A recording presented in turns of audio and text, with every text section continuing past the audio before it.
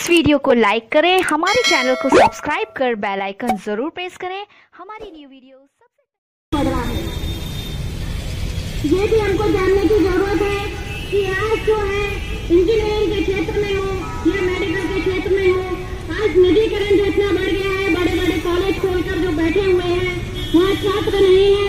छात्र जो है उनके कस्टमर है, वो जस्ट एक छात्र नहीं है, एक स्टूडेंट उनके लिए नहीं है, बल्कि उनके लिए एक ग्राहक है।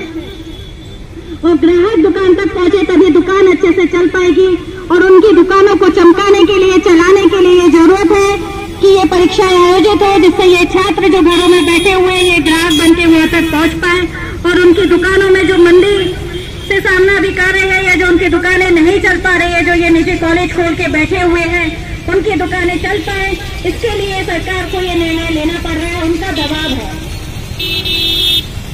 जब प्रशासनिक अधिकारी को ज्ञापन देने जा रहे हैं या किसी से बात करने जा रहे हैं तो वो बोलते हैं कि आप भी ये बात लेकर आए हो, अगर ये निर्णय नहीं लेते हैं तो कॉलेज वाले भी हमसे बात करेंगे कि आपने ये क्यों नहीं कराया। लेकिन अगर हम लोकतंत्र की बात कर रहे हैं तो लोकतंत्र में बहुमत की बात होती है। अगर बहुमत की संख्या की बात की जाए तो देश में किसकी ज्यादा संख्या है? छात्रों की ज्यादा संख्या निकलेगी या कॉलेजों के मालिकों की ज्यादा संख्या निकलेगी? संख्या में ज्यादा छात्र होंगे, संख्या में ज्यादा अभिभावक है, तो जिनकी ज्यादा संख्या है सरकार का दायित्व बनता है कि उनकी बात को है। आज यहाँ पर कुछ आम छात्र इकट्ठे हुए हैं। नीट जेईई की जो परीक्षा है उसको पोस्टपोन करवाने के लिए हम इनसे पूछना चाहते हैं इनकी क्या मांग है, क्या डिमांड है और क्यों ये यहाँ पर आज इकट्ठा हुए। आप लोग आज जो यहाँ इकट्ठा हुए हैं इसका कारण क्या है? आज अभी आपको ये जानकारी में होगा कि देश भर में सितंबर में जो है परीक्षाएं होनी है, नीट और जेईई नेट की परीक्षाएं आयोजित कराने का जो सरकार ने निर्णय लिया है, इसके विरोध में ही आज हम लोग यहाँ इकट्ठे हुए हैं कि हमारी जो मांग है वो अभी जो आप सभी लोग जानते हैं कि अभी पीक अवस्था जो चल रही है, पीक पर जो पहुँच गया है कोरोना, जिसमें हर दिन पिछले अगर रिकॉर्ड तोड़ते हुए नए मरीज आ रहे हैं। ऐसी एक परिस्थिति में जब कम्युनिटी ट्रांसमिशन फैल गया है, उस कंडीशन में आज ये परीक्षाएं आयोजित की जा रही है।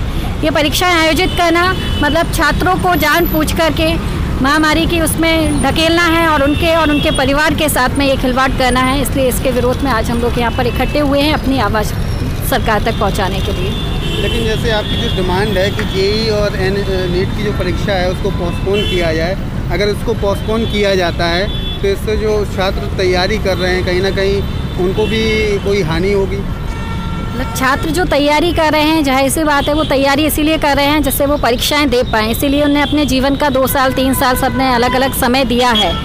लेकिन आज जो ये परिस्थिति बनी है उनमें अगर एक चीज़ को चुनना है, जीवन को सुने या परीक्षा को सुने, तो उसमें जाहिर सी बात है कि उनको जीवन पहले है। जीवन रहेगा तो अगले साल भी ये परीक्षाएँ दी जा सकती है।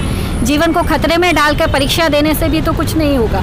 दूसरा जो है कि सामान्य स्थिति तैयार होनी चाहिए। क्यों अभी तक भी जो है सामान्य स्थिति नहीं बन पा रही है? ये कोई ऐसी नहीं है, प्राकृतिक आपदा नहीं है कि जिस पर आप नहीं रोक लगा सकते। अगर सरकार इस पर सही रूप से और ठोस रूप से कार्रवाई करे तो इसको सामान्य स्थिति तक पहुंचाया जा सकता है। तो सामान्य स्थिति तक पहुंचाने के लिए सरकार का पहले ज़्यादा काम बनता है कि पहले उस पर ध्यान दिया जाए कि स्थिति कैसे सामान्य होगी और उसके बाद में परीक्षा ये सब तो आयोजित कराई जाए। इसमें कोई किसी का विरोध नहीं है, परीक्षाएँ तो होनी ही चाहिए। सरकार अगर आपकी मांग नहीं मानती है, डिमांड नहीं मानती है, तब आप क्या करेंगे? सरकार को ये मानना चाहिए।